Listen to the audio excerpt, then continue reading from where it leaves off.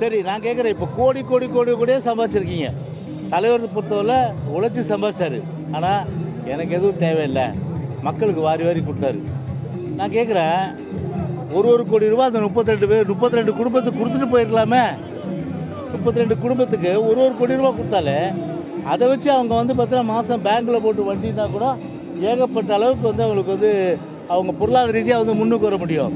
அரசு வேலையை கொடுத்து படித்து கொண்டிருக்கின்ற டிஎன்பிசி படித்து கொண்டிருக்கின்ற இந்த வாய்ப்பை ஏன் நீங்கள் பறிக்கணும்? அதான் இப்போ இளைஞருடைய அந்த கேள்வி.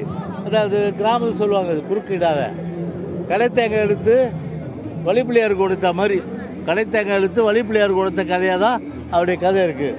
ரெண்டாவது என்ன சொல்கிறாரு, தூய சக்தி, இந்த சக்தி, அந்த சக்தி, இந்த சக்தின்னு. நான் கேட்குறேன், விஜய் பொறுத்தவரை ஊழல் ஒழிக்கப்படணும். அதில் எங்களுக்கு மாறுபட்ட கருத்தே கிடையாது. ஏன்னா சமுதாயத்தில் கரையான் போல ஏதாவது அரித்து கொண்டிருக்கின்ற அந்த ஊழல் முற்றிலுமாக ஒழிக்கிறதுல எங்களுக்கு மாறுபட்ட கருத்து கிடையாது. யாரை வச்சு நீங்கள் பேசுகிறீங்க? நீங்கள் யாரை வச்சுன்னு பேசுகிறீங்க? அதை யோசனை பண்ணி பாருங்கள். நீங்கள் அப்போ சொல்கிறது ஒன்று, ஊருக்கு தான் உபதேசம். கிராமத்தில் ஒரு பழமொழி சொல்லுவாங்க. என்ன சொல்லுவாங்க தெரியுமா?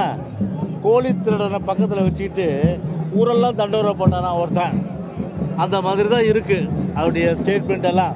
அதில் மக்கள் எள்ளி நகையாடக்கூடிய மிகவும் அருவருக்கத்தக்க ஒரு சிஎம்ன்றதை மறந்து இன்றைக்கி அவருடைய பேசுன்றது ஒரு இளைஞர்கள் மத்தியிலையோ பொதுமக்கள் மத்தியிலையோ ஒரு அருவருக்கத்தக்க வகையில் தான் இருந்தது என்பதை தெரிவித்துக் கொள்கிறேன். அமரபத்திரம்